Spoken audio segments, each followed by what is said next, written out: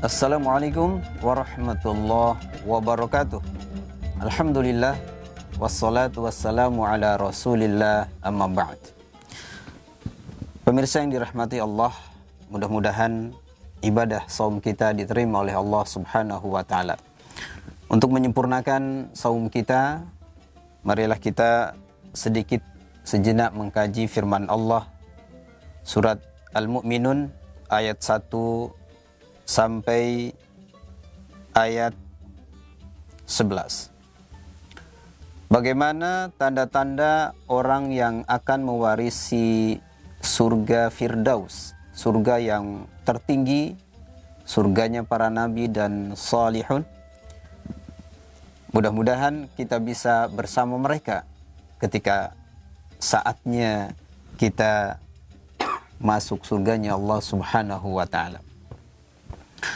Dalam surat Al-Mu'minun Allah menjelaskan siapa sebenarnya yang akan mewarisi surga Firdaus. Ini bocorannya Allah sampaikan, Allah paparkan dalam surat Al-Mu'minun ayat 1 sampai ayat 11. A'udzubillahi minasyaitonirrajim. Bismillahirrahmanirrahim. Qad aflahal mu'minun. Sungguh beruntung orang-orang yang beriman. Ini ada kalimat qadnya ditahqiq. Ketika dia menyambung dengan fi'il madhi, pasti orang-orang beriman tersebut akan beruntung. Siapa dia yang beruntung? Yang pertama adalah alladzina hum fi salatihim khashi'un, yaitu orang-orang yang khusyuk dalam salatnya. Jadi salat yang diterima Allah, salat yang berkualitas, salat yang dikehendaki Allah adalah salat yang khusyuk, penuh konsentrasi, sadar akalnya, fikirannya, hatinya bahwa dia sedang berada di hadapan Allah Rabbul Jalil, Allah yang maha agung, Allah yang maha tinggi, dan saat itulah dia berdialog dengan Allah Subhanahu wa taala. Walaupun memang salat khusyuk sangat sulit sekali, tapi minimal kita berusaha untuk khusyuk. Yang pertama, kita harus mengetahui arti bacaan-bacaan salat. Ketika kita mengucapkan kalimat-kalimat doa-doa di dalam salat, maka kita harus memahami, mengerti lafaz yang kita ucapkan. Sehingga ketika kita berdialog dengan Allah, mengucapkan Alhamdulillahi Rabbil Alamin, Ar-Rahmanir Rahim, Maliki Yaumiddin, betul-betul kita sedang memuji Allah Subhanahu wa ta'ala. Dan kemudian para hadirin, dan untuk mendapatkan solat khusyuk ini, maka jauhilah perbuatan-perbuatan maksiat.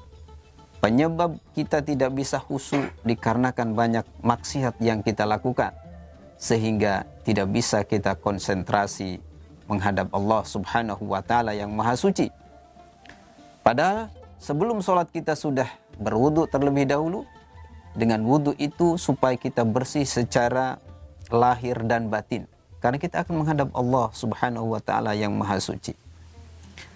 Wudulah yang benar. Jika wudu yang benar, insya Allah itu salah satu usaha untuk kita bisa solat dengan khusyuk. Kalau wudu kita sembarangan, bagaimana kita bisa solat khusyuk? PR yang pertama berarti kita harus berlatih. Harus banyak berlatih, menerjemahkan, memahami arti kalimat-kalimat di dalam lafaz-lafaz yang kita ucapkan di dalam salat, dari takbiratul ihram sampai salam.